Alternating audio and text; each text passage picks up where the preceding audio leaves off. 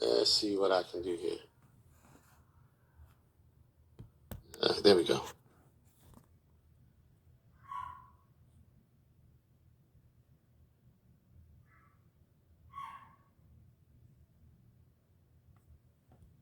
All right. Looking at this chart right now. Mm-hmm. This is a 60-minute chart, and so this is it's going to be much bigger moves, but the process is still the same. Mm-hmm. Okay, so let's just say we were looking at this market and we're saying, hey, that looks like a nice little level of structure. The market bounced and did its thing up in here. Now we got to break above, right? Mm-hmm. Broke above, closed above, pull back down into structure. We have our 3 price points. We have the high price, low price. We have a median price right through there. Mm-hmm. Right? Based on how your eyes see it, you may determine that median price to be there on that side, or you may have it on this side. Your choice. So we'll put it here. We got the break above that closed above on this green candle here. Y'all see that? Mm-hmm. Break above and closed above. Then we got a retest. And it was a deep retest back down into the median. Mm-hmm. To the control. Okay. The control point. There you go. Mm-hmm. So right there, if I was looking to buy it out of there, probably not. Probably wouldn't have been buying it out of there because it just depends on your understanding of the market. But if I was going to buy it and I bought it here in this area, mm-hmm. Okay, so where would my exit be?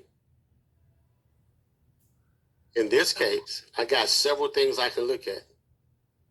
My exit meaning how much loss I'm willing to take based on the structure. Right. In this case, I got this median price here.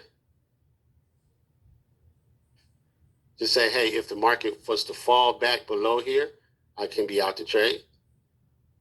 If I enter the trade up here, I may say, if the market falls back inside of the box, I can be out the trade. But definitely, if I'm looking at this right here, where the market pulled up, pulled down. What would you call this? When the market pulls up to this area and then pulls off of it? A retest? No. Say it again? A retest? Yeah. What would you call that? Support or resistance? Oh, okay. That'd be resistance. Okay. So now that the market broke past that resistance point and came back to it, we're retesting it to find out. The market is retesting that area to find out, to give confirmation of whether that area will become now what? Support. That's right, because this is how resistance becomes support. It becomes support because it's tested. It doesn't become support just because of theory. This theory has to play out. So if this was once resistance, it then has to become support only when it's tested. And this is why I go for the retest.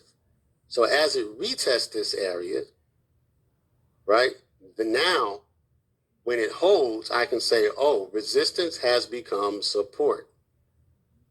So I want to be out the trade if the support is broken. That's how I determine my exit. Where was the support? Is the support broken? If the support is broken, I need to be out the trade. So therefore, my trade is not necessarily predicated on I only want to risk $20. I first see what is the requirement of risk for the trade, and then I assess if I can afford the trade. And if my answer is no, then I can simulate the trade to continue with my practice and build my habits and my trade identification muscles. But if I can't afford the trade, then by all means, I take the trade.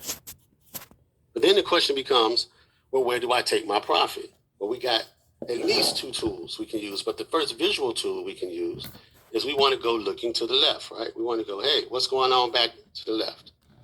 So as we do that, I want to go back and look, and I can see that what do I have? If I was from down here getting in, if I was getting in way down in this level, I was getting in there, I might look to say, hey, this level right up in here may be good enough to take profit. Because that would be a first level, or even this level right here. You can even use this level right here if you wanted to. That makes sense? Yeah. Because these are all, what would we call these? Resistance points. Right. As you go back left. So depending on what you believe about your trade and where you enter, I may say I'm taking profit if we reach this level. But if it blasts through that level, then maybe I lock in at this level. And that's kind of the advanced trade management stuff that you'll start to do. Now, the other tool I can use is my Fibonacci with the extensions. Right? So I can go from this low to this high point, and now we got the retest back in at around 61%.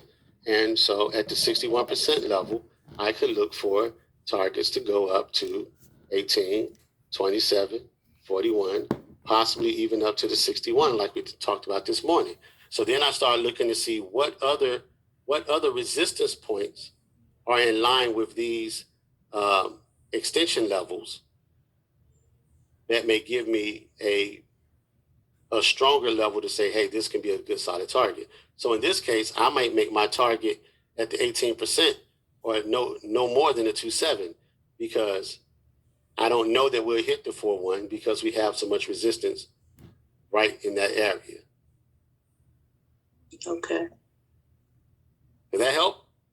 Yeah, and then I need to go back to when you're talking. A lot of times you say, I have to see